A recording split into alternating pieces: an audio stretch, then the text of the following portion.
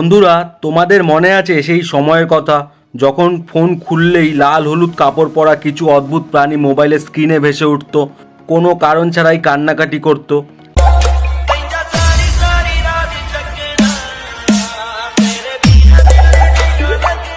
আজকে আমি কথা বলবো সেই লেজেন্ডারি অ্যাপ টিকটক আর তাতে ফেমাস হওয়া কিছু মানুষকে নিয়ে। সেই অ্যাপ যেটা অলিগলিতে থাকা কিছু বেকার মানুষজনকে মনে করিয়েছিল যে তুমিও বলিউডের সুপারস্টার হতে পারো। বেশ ভালোই চলছিল তাদের প্রশিক্ষণ। তারপরে হঠাৎ একদিন এলো সেই ঐতিহাসিক দিন 2020 সালে 29শে জুন। মোদী সরকার সিকিউরিটির কারণ দেখিয়ে 59টা অ্যাপ ব্যান্ডের সঙ্গে সঙ্গে টিকটকও ভারতে নিষিদ্ধ করে দিল। আর অলিগলি থেকে উঠে আসা এই অদ্ভুত প্রাণীগুলো সুপারস্টার হওয়ার স্বপ্নেও জল ঢেলে দিল।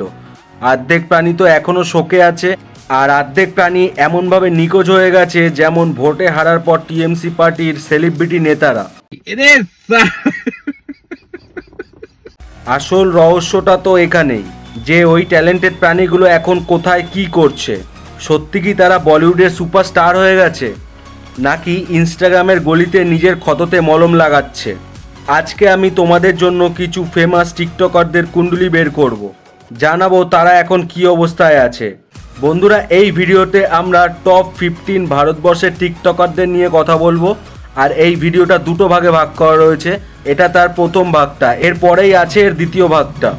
ভিডিওটা লাস্ট পর্যন্ত দেখতে থাকো। চলো উল্টি গুনতি শুরু করো। अभी मजा आएगा ना भिड़ो। নাম্বার 15, চিনতে পারছো? नहीं। Rocky superstar. 2018 সালে তার ফেমাস এক্সপ্রেশন এবং উল্টো পাল্টা কথা বলার জন্য ভাইরাল হয়েছিল। भाई प्यार में चोट खाए हुए लोगों के साथ रहें, क्योंकि उन लोगों के पास हमेशा ही दारू और सिगरेट उपलब्ध रहती है। তার এরকম অদ্ভুত ভিডিও বানানোর জন্য বড় বড় ইউটিউবাররা তাকে রোস্ট করে, আর সে রাতারাতি ভাইরাল হয়ে যায়। কিন্তু টিকটক ব্যান হওয়ার পরে রকির কেরিয়ারও কমায় চলে যায়। মাঝখানে রকি মজ অ্যাপে নিজের জাদু দেখানোর চেষ্টা করছিল, কিন্তু দর্শক পায়নি। তারপর থেকেই সে ইনস্টাগ্রামে নিজের পরিচয় খুঁজে বেড়াচ্ছে। কিন্তু আফসোস, মাত্র হাতে গোনা কিছু মানুষই তাকে ফলো করেছে। সে অফলাইনে কি করে সেটা তো জানা সম্ভব হয়নি, কিন্তু অনলাইনে বাজানো তার ঢোল ফেটে গেছে। খুব কষ্ট যে বলো, থালা দিয়ে দিয়েছে, খাবার দিচ্ছে না। শোনা গো আমার। নাম্বার 14 আছে একটা ছোট্ট হাসিতেই ইন্টারনেটের মন হাইজ্যাক করা প্রিয়াঙ্কা মঙ্গিয়া। হ্যাঁ বন্ধুরা, আমি কথা বলছি প্রিয়াঙ্কা মঙ্গিয়াকে নিয়ে। মনে আছে টিকটকের সেই সময় কিসমত কি হাওয়া কাভি নারাম গানটায় লিপসিং করে প্রিয়াঙ্কা এতটাই ভাইরাল হয়ে গেছিল যে রাতারাতি প্রচুর ছেলের ফোনের ওয়ালপেপারে সে কবজা করে নিয়েছিল। আমরা ছেলেরা তো এমনিতেই একটা কিউট হাসির জন্য পাগল হয়ে যাই। ऐसे में बड़ा सख्त लौंडा हूं, लेकिन यार यहाँ में पिघल गया। প্রিয়াঙ্কা কোনো অস্কার লেভেলের অ্যাক্টিং তো করেনি, শুধু ক্যামেরার সামনে এসে ঘাড় বেঁকিয়ে একটু কিউট হাসি দেখিয়ে ভিডিও করেছিল। আর দেখতে দেখতেই কোটি পার করে দেয় তার ফলোয়ারের মিটার। সেই সময় প্রিয়াঙ্কা শুধু একটা নাম না, টিকটকের ন্যাশনাল ক্র্যাশ হিসেবে পরিণত হয়েছিল। টিকটক ব্যান হওয়ার পর যখন অনেক ক্রিয়েটার শোকে চলে যায়, প্রিয়াঙ্কা তখন স্মার্টলিভাবে নিজের ফলোয়ারদের ইনস্টাগ্রামে শিফট করিয়ে দেয়। আজ ইনস্টাগ্রামে তার 11 মিলিয়নেরও বেশি ফলোয়ার রয়েছে। আজকাল প্রিয়াঙ্কা মিউজিক ভিডিওতে নিজের জালওয়া দেখাচ্ছে আর বড় বড় ফ্যাশন ব্র্যান্ডের সঙ্গে কোলাবোরেশন করছে। নাম্বার 13, ইনোসেন্ট সুরাজ। বন্ধুরা, নাম্বার 13 আছে সেই মানুষটা যে ইনোসেন্ট শব্দের মানেই পাল্টে দিয়েছিল।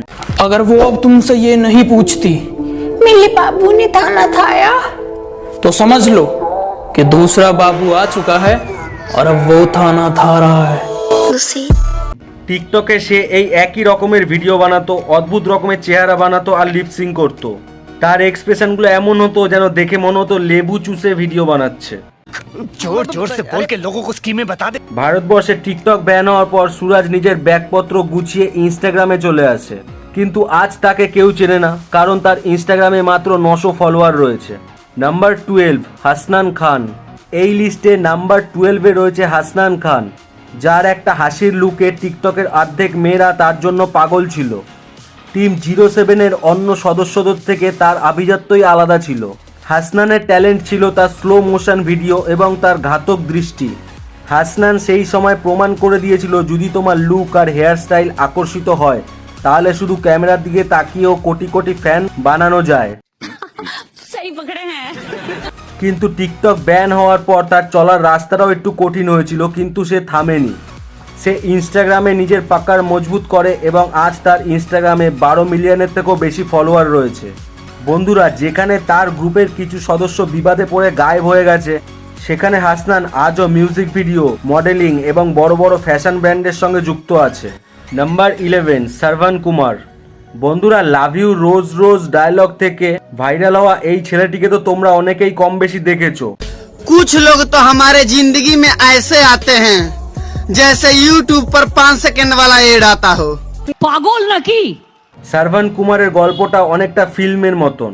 সে যখন কলেজে পড়তো তখন তার বন্ধুরা একদিন তাকে টিকটকের ভিডিও দেখায়, আর তার টিকটকের ভিডিও এতটাই ভালো লাগে যে সে পড়াশোনা ছেড়ে টিকটকের ভিডিও কীভাবে বানায় বন্ধুদের কাছ থেকে টিউশন নিতে শুরু করে।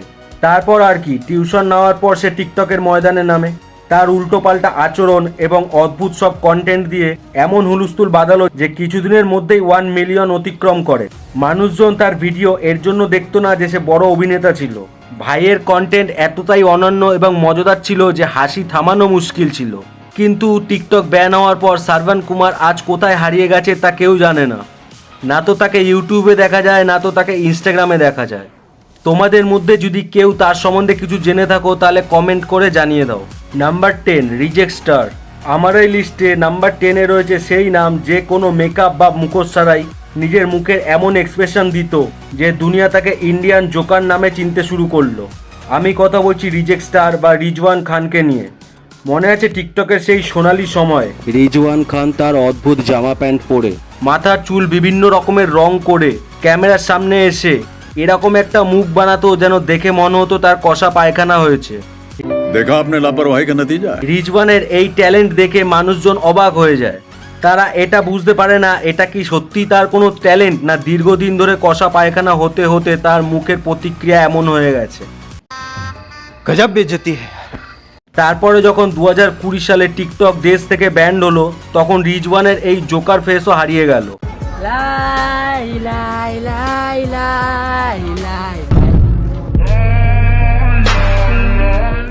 তোমরা এখন ভাবছো আজ তাহলে সে কোথায় আর কি করছে।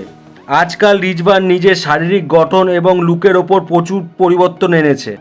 সে তার ইনস্টাগ্রাম হ্যান্ডেল এবং ইউটিউবে নিজের পুরনো জোকার রূপ থেকে বেরিয়ে এসে একেবারে নতুন এবং স্টাইলিশ লুকে ভিডিও বানায়। সে এখন এক্সটার্মি নামে একটি নিজস্ব ফ্যান বেস বা গ্রুপের পরিচালনা করেন। ইনস্টাগ্রামে তার এখন 2 মিলিয়ন ফলোয়ার রয়েছে। রিজওয়ান এখন প্রফেশনাল মডেল আর অ্যাক্টর হওয়ার পুরো চেষ্টা করছে, আর আগের স্টাইল ছেড়ে ড্যাসিং লুকে ভিডিও বানাচ্ছে। তাকে বিভিন্ন ইভেন্টে সেলিব্রিটিদের সঙ্গে প্রায় দেখা যায়। নাম্বার 9, সাগর গোস্বামী। সাগর গোস্বামী এমন একজন কলাকার যে পেঁয়াজ না কেটেও পুরো ইন্ডিয়াকে কাঁদিয়েছিল। भाई साहब कुछ ज्यादा नहीं हो गया? তোমাদের মনে আছে সেই সময়ের কথা যখন সাগর গোস্বামী ক্যামেরার সামনে এইভাবে কাঁদতো যেন তার গার্লফ্রেন্ড তার বন্ধুর সঙ্গে পালিয়ে গেছে। তোমরাই দেখো।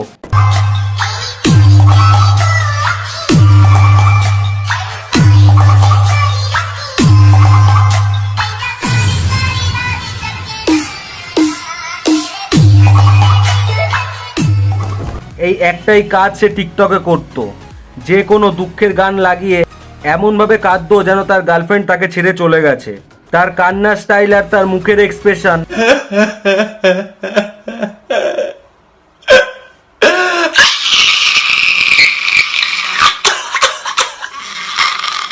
যারা তার ভিডিও দেখতো তারা ভাবতো সত্যি কি সে খুব কষ্টে আছে নাকি ভিউ পাওয়ার জন্য পুরো গ্লিসারিন খালি করে দিয়েছে। তারপর যখন 2020 সালে টিকটক ব্যান হলো তখন মনে হলো যেন সাগর গোস্বামীর 2 নম্বরই ব্যবসায়কেও রেড মেরে দিয়েছে।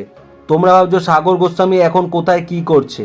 টিকটক ব্যান হওয়ার পর সাগর গোস্বামী ইনস্টাগ্রামের দায়িত্ব নিয়ে নেয়। সেখানে আজ তার 8 লাখ ফলোয়ার রয়েছে। এখন সাগর পাল্টে গেছে, সে আর আগের মতো কান্নাকাটি করে না। সে মডেলদের মতো পোজ মারতে থাকে আর মিউজিক ভিডিওতে হিরো হওয়ার চেষ্টা করে যাচ্ছে। কিন্তু সত্যি তো এটাই, সে যত হিরো হওয়ার চেষ্টা করুক পাবলিক এখনও তাকে তার কান্নাকাটির ভিডিওর জন্যই তাকে মনে রেখেছে। এই লিস্টে নাম্বার 8-এ রয়েছে গিমা আসি, যে এমইওয়ে বান্টায়ের বধ হার্ট গানটায় 15 সেকেন্ডের ভিডিও করে ফেমাস হয়েছিল। পাবলিক তাকে বধ হার্ট গার্ল হিসেবেই চেনে।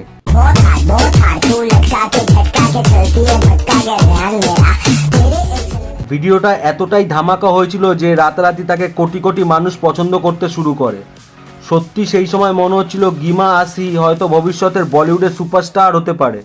রেশন দোকানের বাইরে যেমন লাইন থাকে তার পেছনেও ছেলেদের সেরকমই লাইন পড়ে যায়।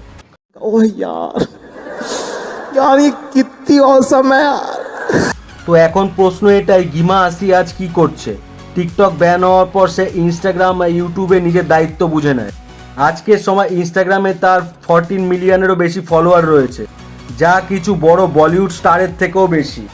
আজকাল গিমাকে মিউজিক ভিডিওতে এবং বড় বড় ব্র্যান্ডকে প্রমোট করতে দেখা যায়।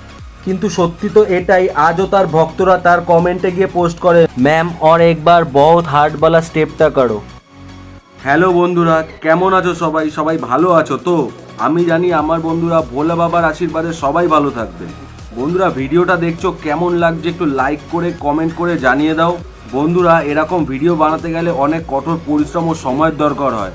তোমাদের কাছে একটা ছোট্ট অনুরোধ, যারা নতুন বন্ধু ভিডিওগুলো দেখছো, যদি ভালো লাগে চ্যানেলটাকে একটু সাবস্ক্রাইব করে আমার চ্যানেলে যুক্ত হয়ে যাও এরকম মজাদার ভিডিও বানানোর জন্য। তোমরা চ্যানেলটা সাবস্ক্রাইব করে আমাকে একটু উৎসাহ দাও, তারপরে দেখো তোমাদের জন্য আরও কত ভালো ভালো এন্টারটেনমেন্ট ভিডিও আমি আনতে থাকি। এটা ছিল এই ভিডিওর ফার্স্ট পার্ট। ঠিক এর নিচে বা চ্যানেলে এই ভিডিওর সেকেন্ড পার্টটা পেয়ে যাবে। ওই সেকেন্ড পার্টটা দেখো, ওটা এর থেকে আরও ভালো হয়েছে। সবাই ভালো থেকো, টাটা। पिक्चर अभी बाकी है मेरे दोस्त।